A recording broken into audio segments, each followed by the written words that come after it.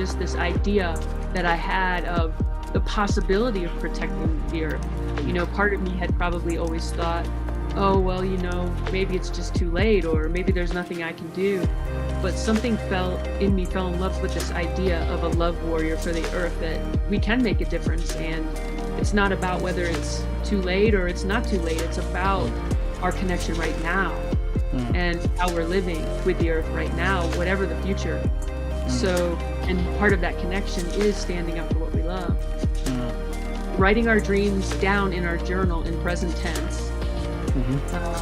Present tense because they're still happening in our psyche. They didn't, you know, they're not over. If we'd had a dream last night, it's still happening. It didn't end. It's still here. It's still here usually for at least a couple of weeks. And some dreams are with us for a lifetime. Some dreams are like dreams. Good morning, good afternoon, good evening. I'm Malhotra, once again on Straight Talk, your host. And of course, I cannot disappoint you because every single time I do this, you are, bewildered as to how I end up getting these incredible guests on the show. And I have done you proud again, because today I have a wonderful guest, an author, of course, and someone who has, of course, discovered that there is much more to the human self than the busyness of life and everything we know we get caught up in sometimes. And that causes unnecessary anxiety, stress, conditions that we all now are very familiar with and want to remove from our lives. And by doing so, we end up in the world of, spirituality eventually, if we can get there, through meditation, through yoga, and all of these incredible practices that we know are very, very, very powerful. And today I have the author of Wild Yoga, Rebecca Wildbear, on the show. Rebecca, welcome to Straight Talk. What a pleasure and honor to have you on our show today. Thank you so much. I'm really grateful to be here. I'm excited to talk about my book. We're excited to hear about your book. Now, tell us about the subtitle. I'm actually not going to ruin it for you, but it's a profound subtitle. So the book is Wild Yoga. What is the subtitle? Because I want to dig into that a little bit more. It's called A Practice of Initiation, a Veneration, and Advocacy for the Earth. So I guess by that title, you can tell we cover a lot in the book. It goes a really great broad distance, and also it has a lot of depth at the same time. So we travel a lot of places. Yeah. So they're almost dimensions to some extent. You're traveling through the few words that stand out. Practice. I can totally relate to that, because without practice and repeatability, you just cannot get to the point at which you feel that you have achieved or progressed. Initiation. For many, it is an initiation, especially with what you're going to talk about, veneration and advocacy, and of the earth. So these are such important aspects of human development that we've been talking about for about 3 years now on the show, with different perspectives, different authors bringing and shedding light in different ways. Your book is clear, Wild Yoga. So first, tell us about, I'd love to know about who you are, because the personal story is very important before we start to understand why you wrote the book. So who is Rebecca? How did you get to this point? What's been the journey of your life? A whistle-stop tour would be amazing, so our guests understand who we're talking to today. Well, I would say I've been a lifelong lover of the earth. And even though I grew up in a, pretty regular suburban kind of neighborhood without a lot of wilderness, there were trees in my yard, and I spent a lot of time in them. And I flocked to whatever open space, that there was.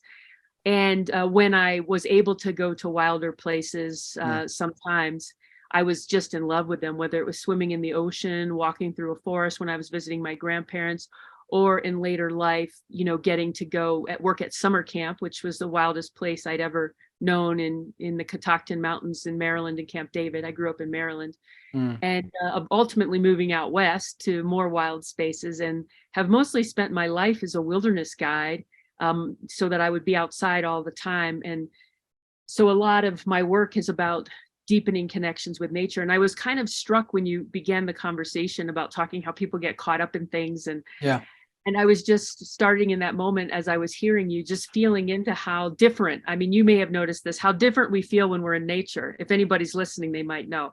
Like even if you go camping or backpacking for a weekend, when you're in your office on the computer and on your phone and driving the car, you feel very different. Your state, your attention is very different. And then when you go out in the forest for a while, even 24 hours, you're out there and you're off like cell phone and you're off everything. You're just in nature. Your focus and your consciousness starts to change. Like I start to, I love when it happens because I start to notice things that I didn't notice before. And just, I feel like a different person when I'm there. And so it kind of, we are who our environment is. And so it felt like the best teachers and guides I could ever have were the wild world. And so being out there, listening to them, and now guiding other people to listen to them over these last couple decades has been the best way I could also grow into, who I am called to be, and certainly be able to write this book. And it's not only the wilderness, but it's also the wildness of our dream life, and our wild imagination, the images that come up unbidden that seem related to also the physical wild world. And also related to our soul or the vision of who we're supposed to be.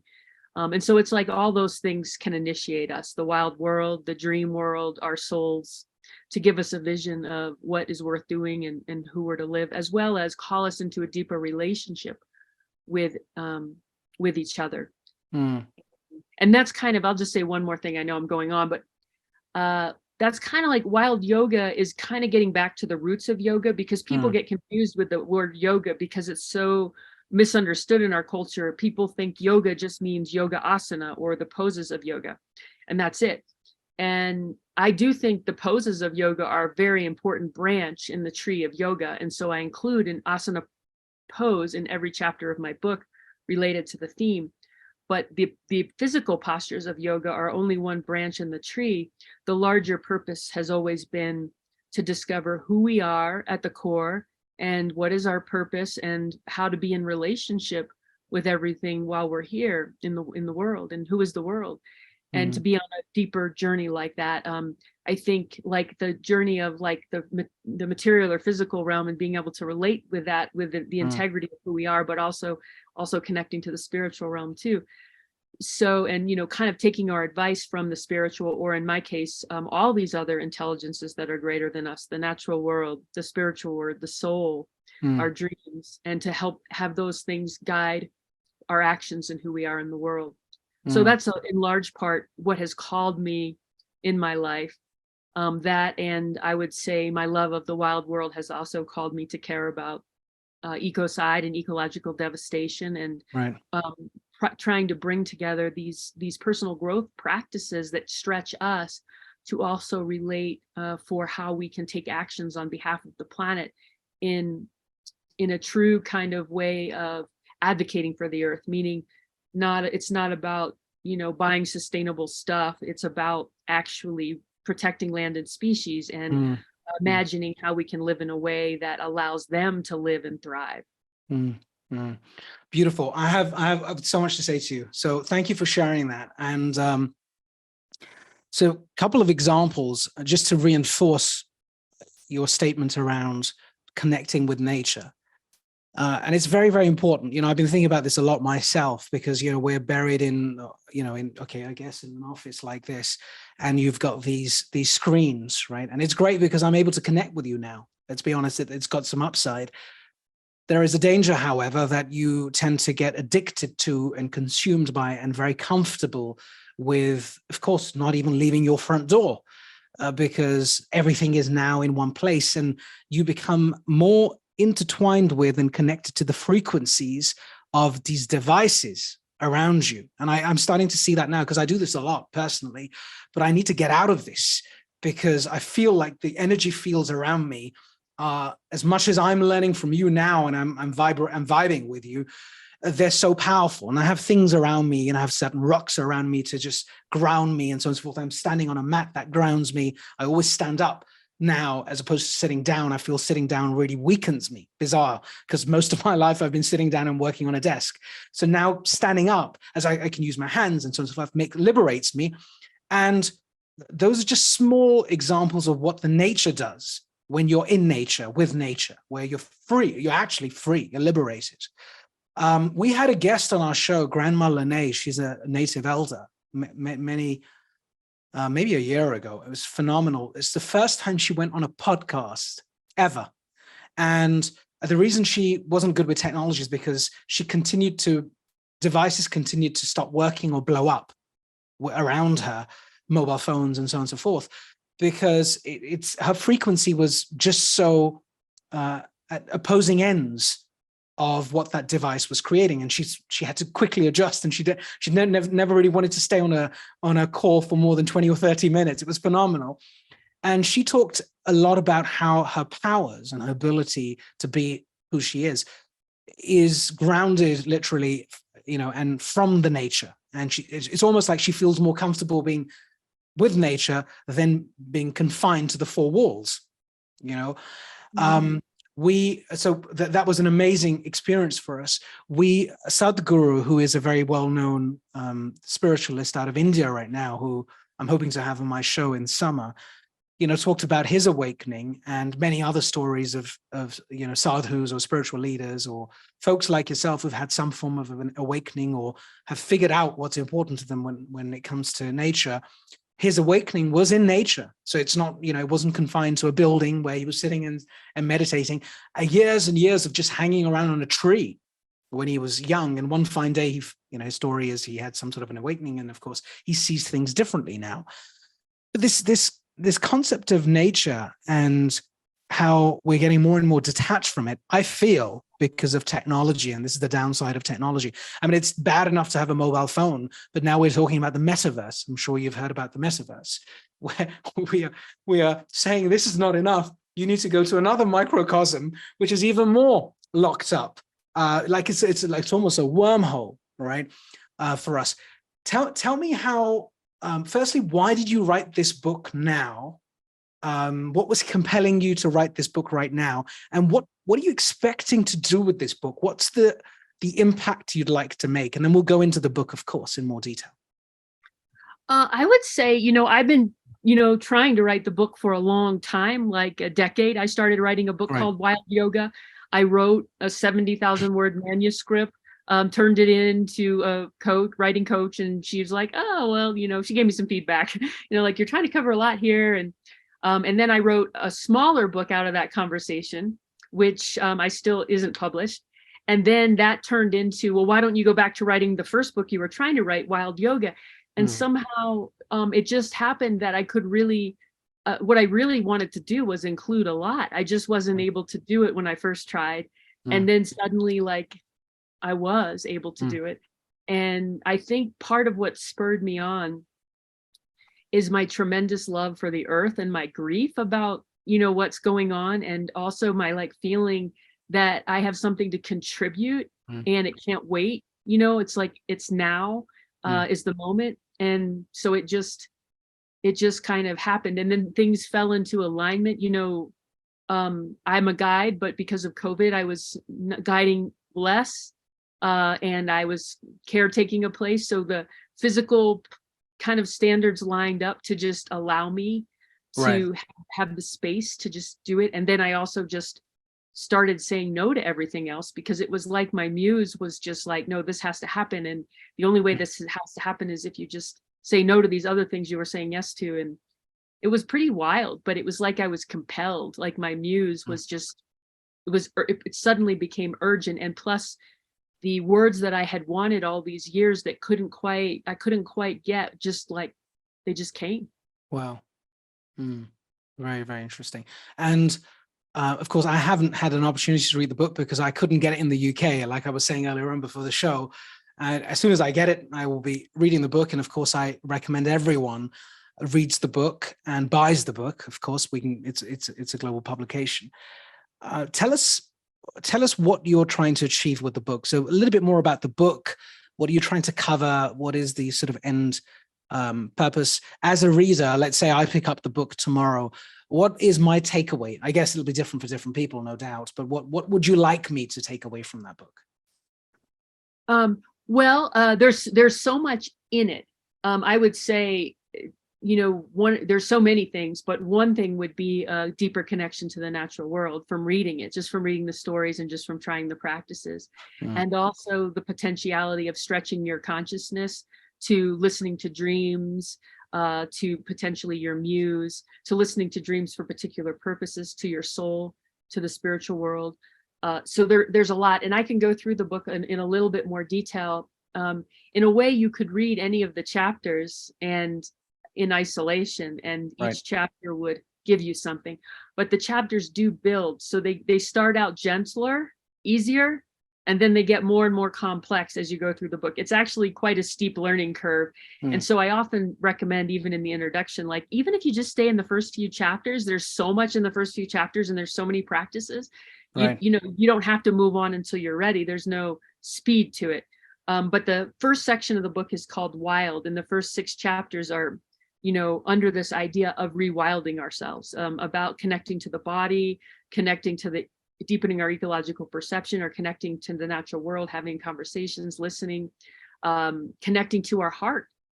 Like Joanna Macy says, it's the numbing of the heart that is at the center of ecological devastation. So, and how do we, because of all the trauma in the world, it's like, kind of getting hard is sort of a survival strategy. So how do we open our hearts again?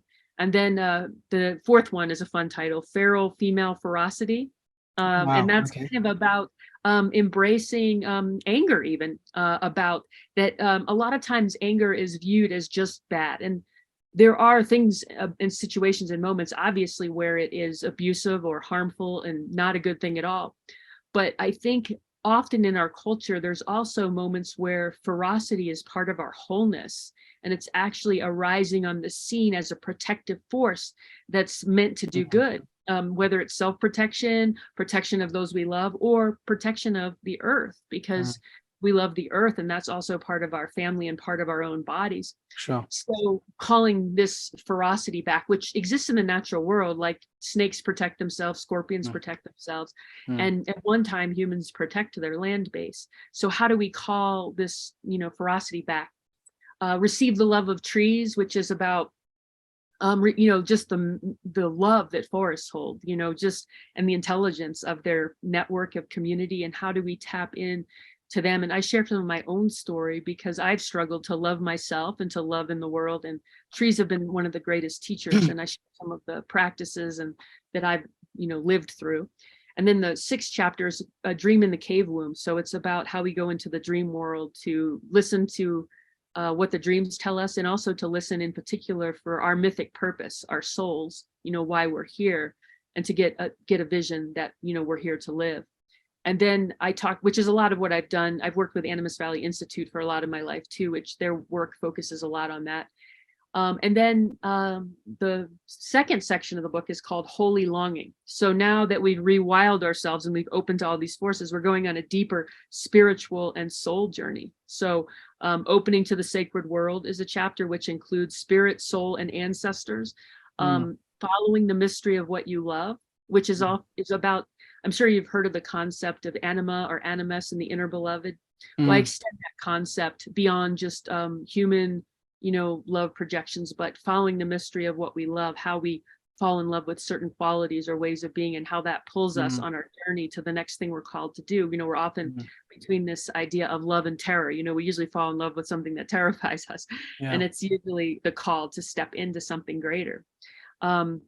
And then, embracing grief and despair, which happens when we fall in love, right?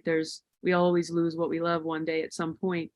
And so, and also earth grief, if we've opened our hearts now to the planet, how do we open to feeling our earth grief at what we love being destroyed? And so I have practices and, stories about that. And then I go into, making a pearl of your vulnerability, which is about the core wound that we all have, that also, or wounds, more than one, and the core sensitivities that we all have, which also are part of our soul powers and our gifts, and how we open to those. And then I talk about the fertile darkness, the mystery of what we love, like kind of the dark night of the soul, and going on that journey, and embracing darkness as a guide and mystery as a guide. Okay. And then the last chapter in Holy Longing is play your part in the symphony, which has to do with that connection of spirit and soul, the soul being our individual note to play, Right. and spirit being, the symphony of the world. So how do we play our note in the symphony and be part of it? So we're also attuned to the whole spirit of things, but we're playing our part. And and also talk about the dissonance of that symphony in the world and how we still play our note with all these challenges. And then the last section is called Beloved World. Right. And that's kind of about the giveaway. I mean, we go on the journey and we rewild ourselves and we open to our purpose and our soul and spirit connection in part so that we can serve. Ultimately, traditionally, a lot of yogas have been about service. So how do I bring back these gifts in the world and be in relationship in the world in a way that I can be of service? So in that chapter, I talk about wild eros, which is kind of about body love of the world, which to me, our offerings always start with love. And we're always needing more about that because it's not it's not easy to do. And then I have Courting the Muse, which is about our creative service. So how do we engage with our muse so that we can be of creative service? And then Prayers in the Dark, which is again about kind of going into the dark, but this time the dark of the earth to vision for the earth. So it's not just our personal dark night, it's more like the earth's dark night, and also our sourcing ourselves in the dark mystery to dream with the earth for the earth and receive visions for how we can grieve or serve. And then Radical Dreaming, which is even more active. It's about asking our dreams to help guide our actions specifically for the earth, for lands and species, for asking for visions communally about that. Wow. And then the last two chapters, Stretch Your Consciousness, which kind of brings us back to the roots of wild yoga, which it's all about stretching our consciousness. All of these practices are doing that. And then I stretch us a bit more in that chapter with into tree consciousness, into collective shadow work practices, and reconciling with the goddess. And then the last chapter is called Become a Love Warrior for the Earth, which is ultimately where I think that if we're in our full wholeness and embracing that we will have the capacity in our own unique ways to stand up for what we love and defend what we love and create a world that is about living and health, health for us, health for others, and health for the planet. Which we one of the premises of the book is it's impossible for us to really be healthy individually if our planet is unhealthy, because it's connected to us. Yeah. So if we think about individual health just in this like vacuum of myself, we're missing the point. We're missing the possibility, which is we have to be aware of the Earth's health. So, wow. So thank you for taking us through that journey. I mean, that's a beautiful synopsis. And there were many chapters in there that particularly are all interesting, but, sometimes there's some chapters and some parts of the book that are more captivating than others based on your current situation as a reader, as a listener. So I just want to probe a little bit more, if that's okay. Sure. I want to start with you because I guess when you started to write the book 10 years ago, there was the 70,000 words that you wrote, was whatever it was. And then now you've published it. I would imagine what you wrote then to what you've written now in the book is different, maybe similar in many ways, but different because you've had a decade of life experience doing whatever you've been doing.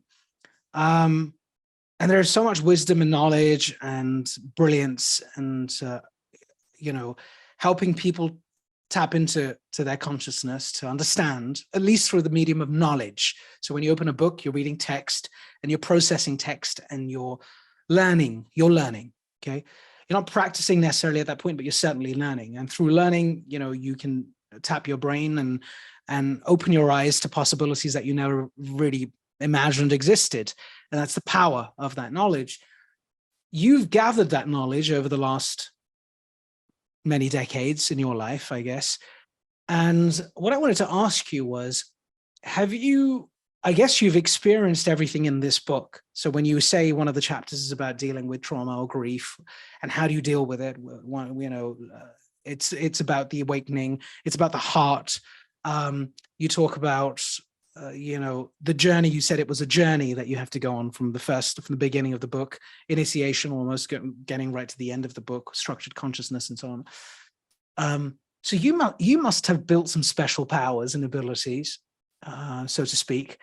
and now are seeing things and feeling things that the normal person cannot. Maybe you can see auras, maybe you can see things in nature that we can't. Maybe you have another visual lens that I don't have. And I see that with a lot of people who have certain abilities that many of us don't, because they've spent their lives trying to figure out who they really are and dig into consciousness and understand energy fields and so on and so forth.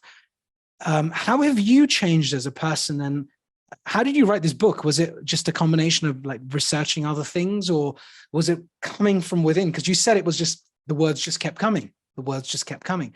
So something must have happened over the last decade. What did it? And if so, if you don't mind digging deeper and being a little bit more vulnerable and telling us what happened. Yeah, and I would say the story even began before when I wrote those 70,000 words. Obviously, I had to get had to live something to write those 70,000 words. And I mean, I had cancer when I was 21, and I talk about that as a journey of awakening. Facing the strong possibility of death was a big moment to me. I opened the book in the introduction with that story. And so, the journey so far allowed me to write, what I did 10 years ago. And, I just have to say, I'm not sure exactly what happened. I'm not sure if I can quantify exactly what happened, other than I've already been a guide my whole life, and I take groups out. And so in a way, guiding is somewhat similar to writing. I listen to my muse and it tells me what to speak. And a lot of the time I don't plan what I say. I did plan when I was a new guide. Of course, you have to start somewhere, but before long, and the way I usually is just listen and things come through me. And sitting down at a computer, of course, it's kind of different, like it's just like not quite as romantic as being out in nature, like having something come through you. But it is, if you're in your imagination with all the places that you've been, then those things are coming through you. And the major thing that shifted for me is my heartbreak for the earth in that 10 years. When I first wrote the book, I was a guide to the spiritual and the soul life, listening to dreams, listening to nature, listening to the soul, living your soul purpose. And there was a part in me, and I was working as an animist guide, and there was a part in me that believed that was enough. I still did my own wild yoga programs on the side, and that was to incorporate more of the body than I did at Animist. It's, dreams and nature.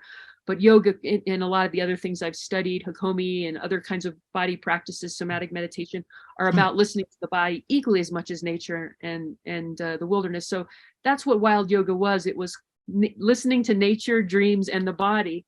And so I was ready to write that book, and that was the book I wrote 10 years ago. And then something happened in the midst of my own grief for the planet.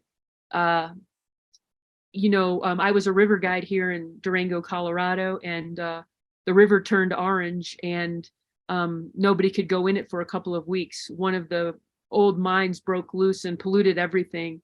And so we were watching here in this, really beloved town. Everybody loves to come. It's quite popular with the tourists, and, beautiful place. And then I just watched it, just destroyed. And then when I did some research about it and wrote about it, I realized that actually it's been polluted for a long time. It just goes unnoticed because it's only pieced bit by bit. And it was only when this like spill happened that it looked really massive. And then I started studying about all the rivers in Colorado that are polluted by these old mines. And then I started studying about all the rivers that are polluted by so many things, like all the chemicals and the agriculture and the industry and the oceans, too, that are overfished, and the oil spills and all the pollution happening to them.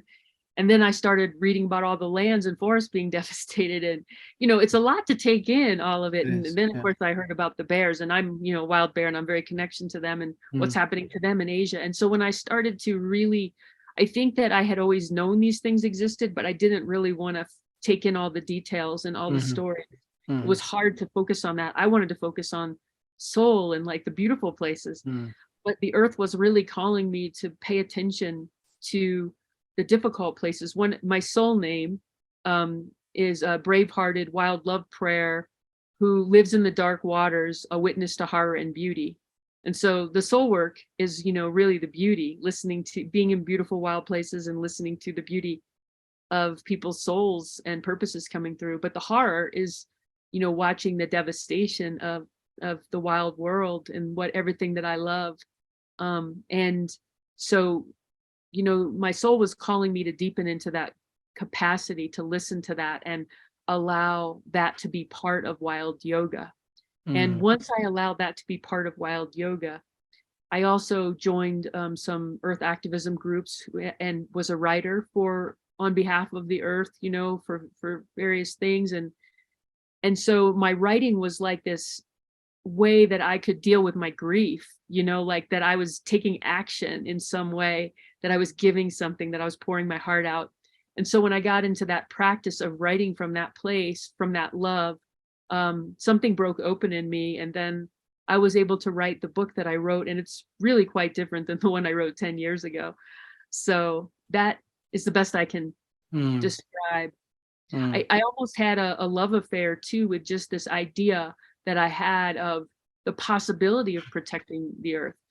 Part of me had probably always thought, oh, well, maybe it's just too late, or maybe there's nothing I can do. But something fell in love with this idea of a love warrior for the earth, that we can make a difference. And it's not about whether it's too late or it's not too late. It's about our connection right now and how we're living with the earth right now, whatever the future. So, and part of that connection is standing up for what we love. Do you well, guidance really now from you, you talk a lot about dreams in your book, and that sort of got my attention. And help us understand what you mean by this, because again, for the listeners that are out there, many of our listeners are quite well informed. They do watch a lot of the Straight Talk episodes, thankfully, so it's a good thing. But I'm intrigued to understand the interpretation of these dreams and what level of curation and what level of influence do we have really on using our dreams. And when you say dreams, you're talking about the state in which when we sleep, correct? Is that what you're referring to, right? Those dreams. Well, yes. And I expand that definition that in a way, we're dreaming all the time. Right. When we're asleep, the thing that's helpful is that our minds are shut off.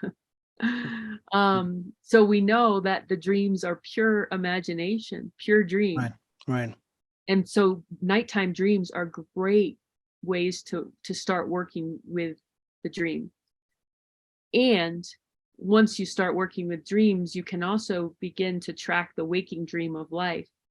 And that's, I think of it like there's certain things are rising up, trying to grasp our attention all the time. When we're very focused on what we have to get done and what we're doing, we don't have time for them, because we're just like, there's no space. We've got to get this done. But if we can, expand our attention and turn toward them, we can feel that there's these surprising images, feelings, impulses, memories coming up, and that there's often a reason for it. Sometimes it can be hard to be with those things, and that's why busyness can be good or distraction. But also they can be brilliant and, and powerful and, exquisite too. They're not really one or the other. They can be both, but they are part of the dream that wants our attention. And so we can learn to start tracking that in the waking world too. But a great place to start is just by tracking our nighttime dreams and remembering them. And that can be a hard practice at first for people, because again, with busyness, what I find is when I'm busy, it can be hard to remember my dreams, because I fall asleep thinking about like what I got to deal with the next day. And then I wake up thinking about what I got to jump in and do. And then like the dream just does, we're always dreaming, but because I'm so focused on my day world life, it can be harder to remember the dream. Have you figured out, sorry to interrupt, have you figured out ways in which, this is again guidance, practices one can do to try and help with the process of dreaming, so you can condition yourself over a period of time? It's like going to the gym. You have a personal trainer. Over time, you start to see the effects. You're like, okay, feel a bit better, a little bit fitter, and so on. And I want to be clear, with a personal trainer, and the personal trainer being the coach or the guide or the mentor, whoever it may be, someone who can shepherd you. And I'm a big believer of intervention. I'm a big believer of intervention. I don't think all this, just get me the books, I'll be fine. Personally, I don't believe that's how it should be done. I'm not saying it's impossible. What guidance would you give to someone who's listening to you saying, well, okay, I'm one of those. You're right. I'm super busy. I don't even remember my dreams. Never remember my dreams. I just wake up. I'm like a robot. What do we do? What is the practical stuff that we can do?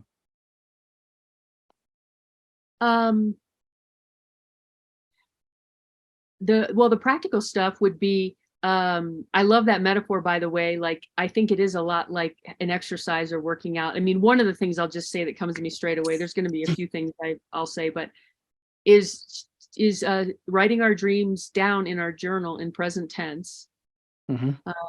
Present tense, because they're still happening in our psyche. They didn't, they're not over. If we'd had a dream last night, it's still happening. It didn't end. It's still here. It's still here, usually for at least a couple of weeks. And some dreams are with us for a lifetime. Some dreams are like midnight dreams. So we can tell if the dream is still alive. First of all, if it's happened in the last couple of weeks, it's probably still alive. If it's happened last night, it's still alive. And certain dreams, I don't know if you've ever had the experience of sitting somewhere and then suddenly a dream from like 10 years ago comes up, or something happens in the day world and it reminds you, and you're like, whoa. So you can feel like by your charge and curiosity that, oh, that's still alive. It still has some life to it. There's something in me curious about it. So we can still work with past dreams. Childhood dreams are often really powerful. So remembering our dreams, writing them down in the present tense. And it's great if you could have a dream buddy and tell someone too, and have somebody. I mean, I'm a dream guide, so it's great to tell a dream guide who can work with you. Sure. I mean, we'd all love that. I love when I can work with my dreams with a dream guide rather than just myself. But I do the best I can too on my own, or just telling a buddy my dream, speaking it out loud with somebody else who will value dreams. Sometimes people don't. It's not a good idea necessarily to tell people who aren't going to value it, but somebody who you're going to share your dream with, and they're going to share their dream, present tense, and maybe just ask questions, not trying to interpret. I think of dreams a lot like wilderness. So I don't go into the wilderness saying, well, gosh, what does this tree mean and this river mean? And what does it mean about me? I just like walk in and I let it affect me. Like, oh, this tree is having an effect on me. This water, it's changing me. So we're trying to see, one of my best questions when working with dreams is, what is this dream wanting me to experience? So I'm trying to listen. There's an idea that maybe the dream knows more than I do. So whatever the dream ego is thinking in the dream, I hold that in question. Maybe the dream ego is wrong. The dream ego always likes to think it's the smartest character in the mythic hero's journey. But I look at dreams a little bit like, yeah, the ego thinks that, but what if these other intelligences are actually more intelligent, more important and more intelligent? And can I listen to? How can I help my dreamers listen to them? When I do dream work with people, I always say, I'm not working for the human, I'm working for the dream. And I'm trying to get the human to listen to the dream, help the human listen to the dream. Because it's hard. We have a lot of blocks. The dream wants to show us sometimes the things that the ego doesn't want to take in. So it can be hard. And there's no pressure or force. But if the dream came, in some ways, the person is ready. It just might take time. Some dreams take a lot of time, even a lifetime to unpack, certainly a few weeks. You can work multiple sessions on one dream and still unpack different layers and levels of it. Often people tell me, I had a dream and I know what it means. and I think, oh, well, maybe you do, but I bet there's a bunch of other meanings too that you don't know, because the dream is so powerful and usually holds so much we don't know and can't figure out quickly. And why do you think it's important to have, I guess you are saying it's important for people to be connected to their dreams, or at least be on a journey where they appreciate and understand that they're dreaming, for starters. And why do we need to unblock this? Why can't it just be the way it is today? Why should we care? Great question. I think it's a lot like, why should we care about the wilderness? Like we can see the physical living wilderness feeds us and clothes us, and all of our cells are made out of it, and we're connected. We can't quite see the dream time, but it's a wild energy and force that we're equally connected to. And it used to be that humans, before colonization and when indigenous cultures lived, a lot of cultures listened to dreams as a source of practical and spiritual guidance every day. elected officials based on it or made decisions based on it. And so it's kind of like, you know, how we can be around reading the newspaper in our culture today, like what's happening out there. Instead, people would listen to their dreams. Well, what's happening in there? What's the news that I just got from this other world that I can bring into the day world? So when we are out of touch with the dream, it's like we're not connected to a major source of life. Like not being connected to the earth, we would not be connected to a major source of life. And I feel that the earth and the dream world are connected. And in partly, I feel that way because of my experience listening to people's stories with the earth and listening to their dreams. And sometimes messages come through that are quite similar through the dream world and conversations with the earth, as if the earth and the dream world are somehow working together to try to help the human understand or hear the same thing.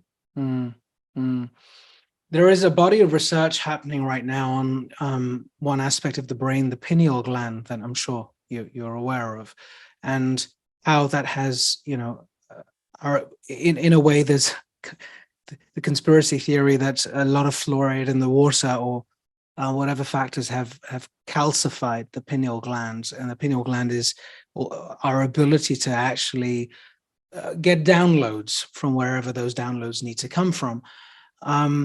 And then there is this refocus on the heart and how the heart is way more important than the neocortex, which, you know, there is again theory that 200,000 years ago, prior to that, we didn't have a neocortex, that we were purely limbic system based, and we weren't in, you know, we didn't have this ability to rationalize the way that we do, and whether that's an intervention or whether that was part of the DNA or was, you know, evolutionary, we don't know it. There's a lot of interesting theories around it. I think one consistent is that when you go to sleep and when you're asleep, and as human beings, we sleep, and that's pretty consistent. We do go, the mind turns off for most people, most of the time, and then we go off into this realm, and we call it dreams. And there, you know, psychologically, there have been studies on it, and you're giving a very interesting perspective on it. I wonder if, and maybe this is the case that you're wanting to support, I wonder if we could be more connected with the dream world, asleep, and then we can dream awake too. We will be able to hear and see the things you're hearing and seeing in the wilderness. Now, not everyone has the opportunity to be a guide at a young age and do what you did. And not to mention trauma, which is why I was keen to figure out what is the story here, because I've suffered a lot of personal trauma, health trauma, and I am a product of my trauma. Fortunately, I've got over my trauma as much as one can, but I've framed it so it's been good for me, as opposed to being bad for me. Okay. A good scenario, for example, yesterday I was speaking to someone when I've been in hospital beds many, many times, and you'll know this if you've ever been through health trauma, and especially when you were 21, you had cancer, so you'd remember that. When you're lying in a hospital bed, in a hospital, not the best environments in the world, obviously, rather depressing, really. I learned to reframe my bed. I used to call it the hospital bed holiday. And because I went to hospital so often, so I thought, now I'm in a hospital bed. Let me look at the bed and see this as a holiday. I can read, I can sleep much more than I'm used to sleeping. I can watch TV, I can watch Netflix or whatever it may be. And I've reframed the hospital bed. And because I reframed it, everything that happened during that time was generally a little bit more positive than it would have been negative. You know, for example, this concept of reframing is important. What is your view on reframing our entire perspective in life? Because dreaming is one part, but it's deeper. You need a guide, you need a coach. It's, for some people, it's far out. They're like, I don't even know where to start, Rebecca. I don't even know what to do with what you're saying, because I don't even know I dreamt. I know people who say, I don't even know if I dream. I don't think so. I don't remember any dreams. I remember all my dreams, good or bad, but a lot of people don't. Is there something before that? And I know there is in your book, but is there something before that one has to work on before we can get to figuring out dreams? Yeah, great. And that's why I put dreams as chapter 6. There's a Yeah, lot of things in between that we could do to work up to that in the book. yeah, In terms of connecting to our body, connecting to nature, connecting to our heart, connecting to our ferocity, yeah. connecting to our love. So those are all practices that can help us build up to be able to listen more. But an additional thing I'll add is that a lot of times I think of the dream or the dream maker or where dreams come from, whatever mystery we want to call that, Yeah. as a kind of being. Like, the earth is a being, Mm, and I have a relationship with that being. And culture teaches us to think that, oh, that being's not that important. There's a lot of mm. hierarchy in culture, like There's a what lot is of important, hierarchy. Yeah. who and what is important, and who and what isn't. And Right. dreams are not. So we learn to like dismiss dreams and to ignore dreams. Hmm. And you can imagine, if you had a friend and all your other friends said, don't bother with him because he's gonna be a waste of your time. Mm, And you just stopped paying attention and talking to him and started focusing on other people and other mm, things. That friend would stop talking, will go away. mm, And that's a little bit what our dream life, I imagine, is like when we are raised in a culture that teaches us to just ignore and mm, discount our dreams.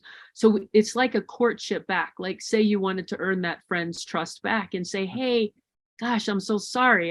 That was a big mistake. You're quite valuable, and I missed it, and I do want to listen to you, and I do want mm, to be close, and I do want to be friends. You would turn and you would have a conversation, and that mm, friend might not come. It might come right, depending on the person. The friend might immediately say, great, I was just waiting for you to say that, I'm ready to jump back in. Or the friend might say, maybe I'll just wait and see if you're going to mm, stay on this trajectory or not before I step back in. But mm, either way, whatever happens, that I think a place to start, if we're not dreaming, is just simply to acknowledge the importance of dreams, the dream, that it's out there, and to have a conversation, maybe apologize, mm, maybe refocus our energy and say, I really want to remember. mm, Sometimes it can be hard in a busy world with so many commitments.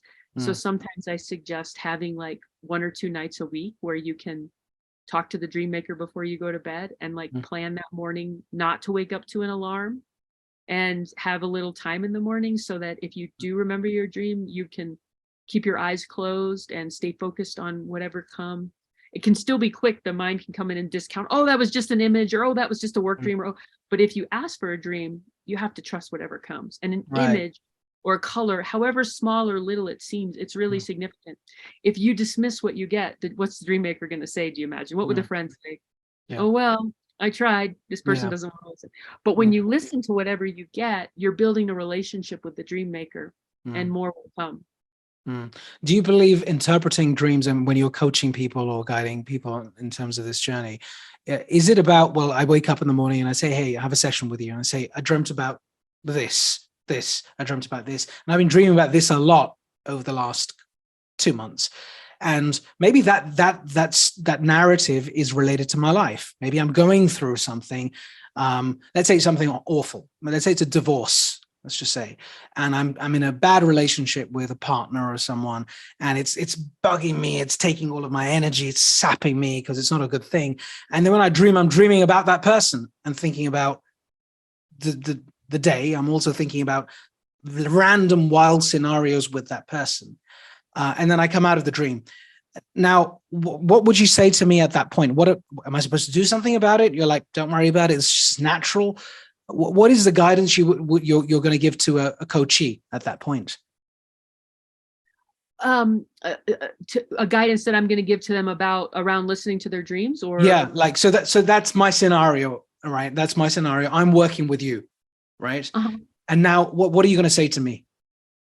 I would say, humans have a lot of ideas about who they are based on what's going on in their middle world life. And there are a lot of stressors out Mm-hmm, there to mm-hmm, help reinforce those stories. mm-hmm, And the dream world might have a completely different idea about who you are. And it might be trying to whisper it to you right now. But if you're so occupied by the story that you think is true about you, and that is the only story and as deep as you can right, go, then you right. might be missing out on this deeper possibility.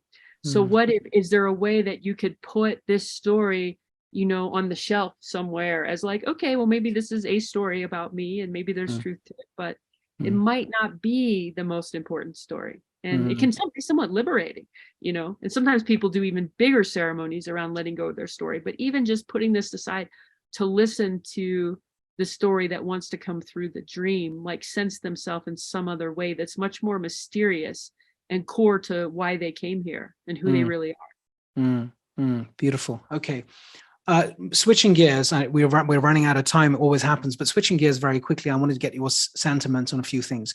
So if you look at the generation today, the younger generation and the generations to come, I wanted to get your view on how you feel about the state of the world in terms of this generation, because the jury is out. There are different views, different perspectives, positive, not so positive, mixed, and so on.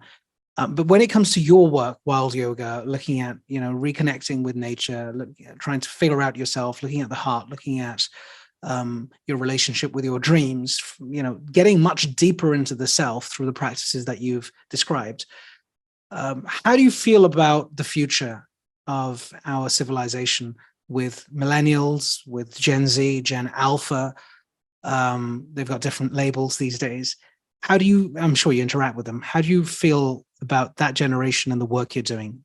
What are your sentiments? Well, I suppose I feel differently depending on which young person I'm talking with. Of course. I'll give you some examples. When I'm talking to young people who come on the programs that I guide, and I'm listening to the courage that they have to let go of their own comforts and the stories about who they should be in the civilization, and to listen to their dreams in soul at such a young age, and start, having the strength to receive the visions and live the revisions that they receive, however terrifying and altering and scary they are from what they thought or who they thought they were, that gives me hope, because I see them living from a place of, this deeper listening.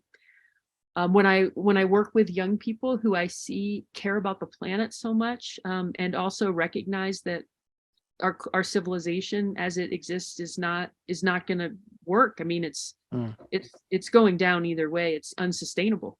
Correct. And so it's just a matter of, if it falls, if it takes the biosphere with it and kills the planet, or if it falls before, which of course is my hope, that it ends before and that the planet can still be intact.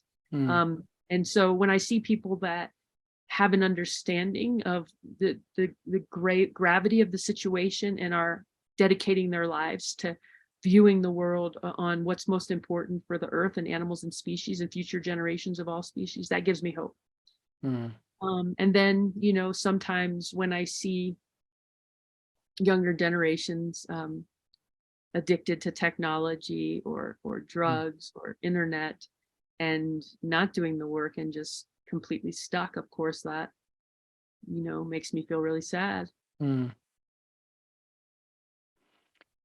think the thing that worries us, and it's been about 100 episodes I've done now, and what you're saying is very important, and I'll share my takeaways momentarily. The general consensus I feel, because you write these books, you say what you say, you think the way you think, as in us, because we do it for ourselves sometimes, but we also do it for the betterment of society and humanity and everything we care for, this world that we live on, as you quite rightly put it, Mother Nature. And we try our best to help the next few generations do better than us, right?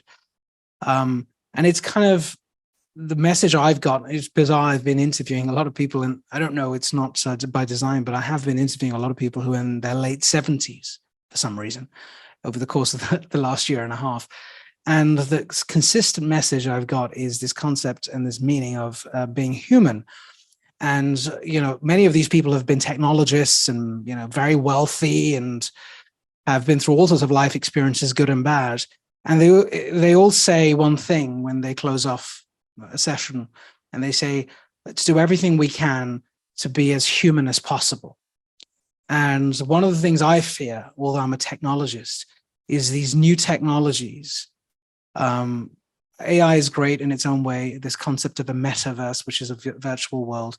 These technologies are designed to create greater dependency and addiction, no different to smoking a cigarette or being addicted to anything, be it alcohol or food or whatever it may be. And they're so powerful and they're so well engineered because they're grounded in science. They understand how chemical reactions can happen in the brain, dopamine hits can happen, and so on. And Facebook and all of these platforms are built with behavioral science. Okay, it's not an accident. It's not just widgets coming together or code coming together by accident. It's well thought through now. What worries me is what you talk about distraction or the busyness in a world that is not close to nature, but is so virtual, where let's forget my phone. I'm already in a virtual world here with the apps that I have. But let's think about the phone, the world within my phone, within the app, and much deeper, where I'm existing so detached from human nature and Mother Nature. That worries me a lot, and there's nothing stopping it right now. So, when I do these episodes and when we're listening to you and you're releasing your book, our vision and my job is to try and get this message out to as many people as possible, even if they read 5 pages or 2 pages, even if they read a page of the book, because we have to change behaviors. And I worry for the next generation. I do believe, by the way, I'm very hopeful like you. I have been to a lot of universities and I've seen a lot of people raise their hands and be passionate, almost like they're on a mission. They've got a cause to protect the earth. And I just love that. I'm like, wow, thank God there's some salvation here. But I also see the other side like you do. What can we do you think? It's a pragmatic question. What can we do to take books like yours and get that message to the younger generation? And I'm sure you're doing it, by the way, and I'm sure you are. But is there anything that you think is like your magic wand, your Harry Potter wish, where you think, I wish I could somehow get this to the younger people, so 100 years down the line, when I'm dead and gone, there is the change happening that you are so desperately working towards, because that's why you wrote the book. That's why you do the work you do. Oh, yeah, that's great. I love that question. Although, I do wish education was different. I don't know if I didn't mention this, but in my background, but I was an elementary school counselor for about 3.5 years, right out of graduate school in my 20s. And I used to make classroom lessons for students. I got to design the classroom lessons for all the classes. And I got to also see the way education was and get the administrative jobs that I was given, to do, that I didn't feel were like about test scores, and they weren't like important. And I got to see how the focus was on academic performance and test scores, and not on humanity and relationship to oneself, each other, and the earth.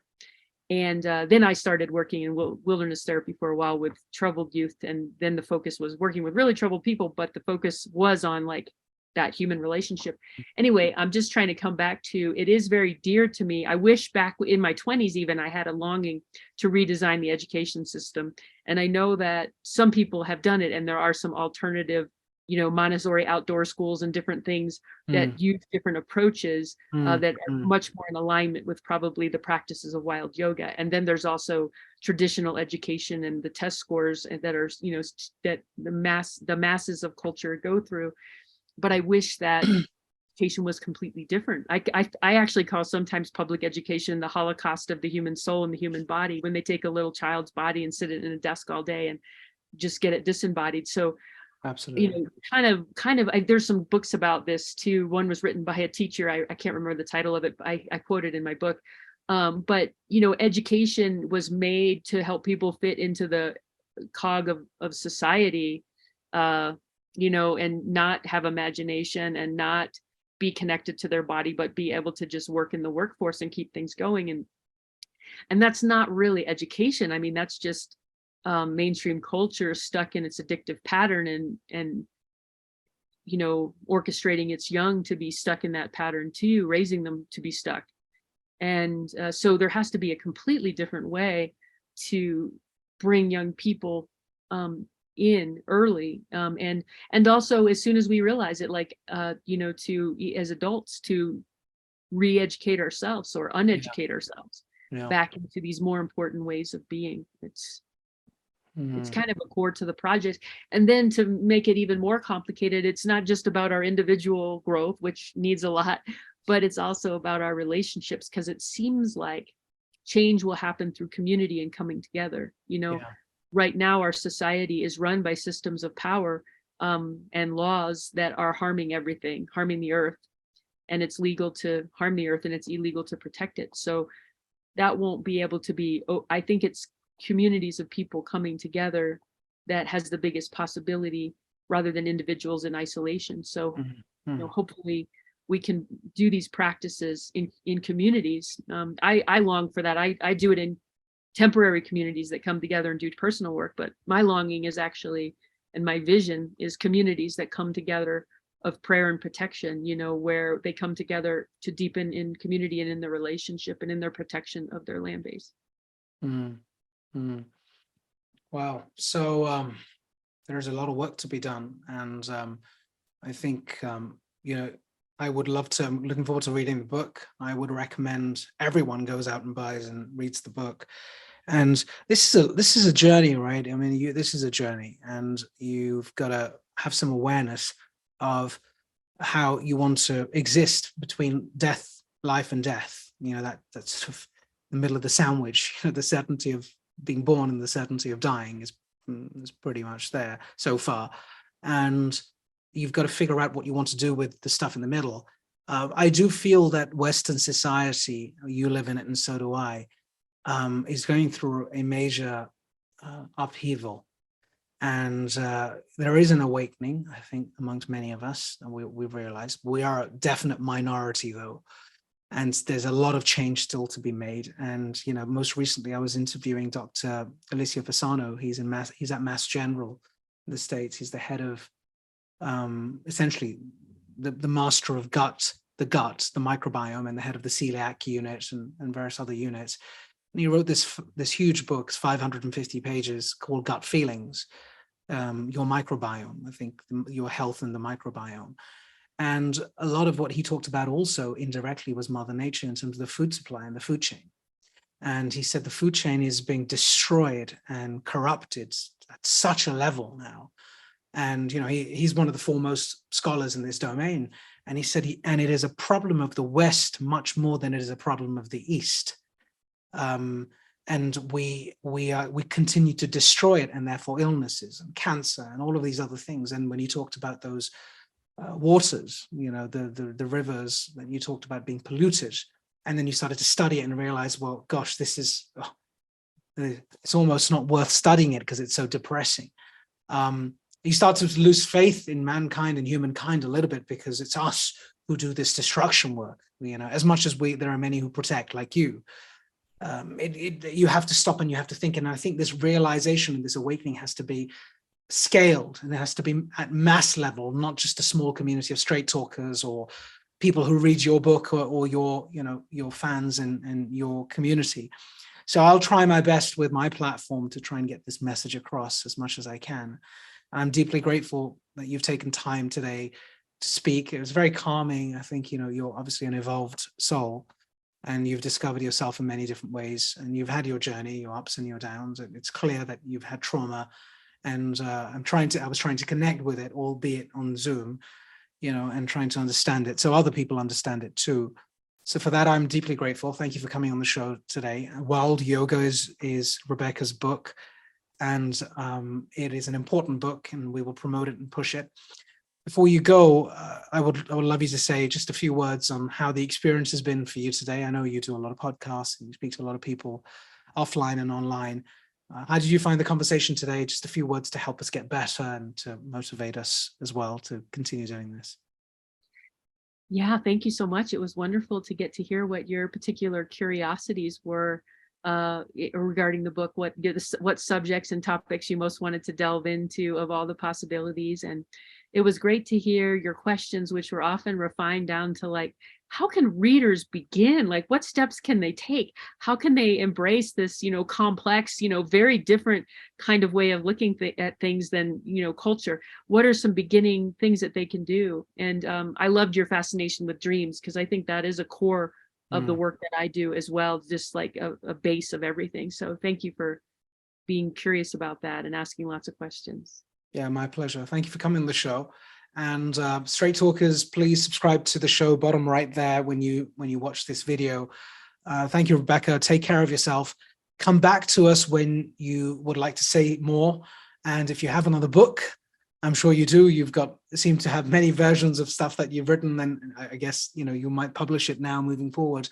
Please come back to us, talk to us, and we just want to get this message out to our goal is over 1 million people, and try and impact their consciousness positively, try and accelerate their knowledge, try and accelerate their awareness, so they see things that they haven't seen in the past, and they can be better people as a result. So that's what we're trying to do here.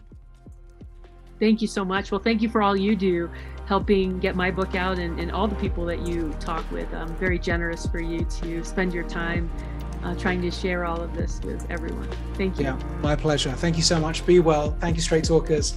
Look after yourself. Rebecca, take care. See you soon. Bye-bye.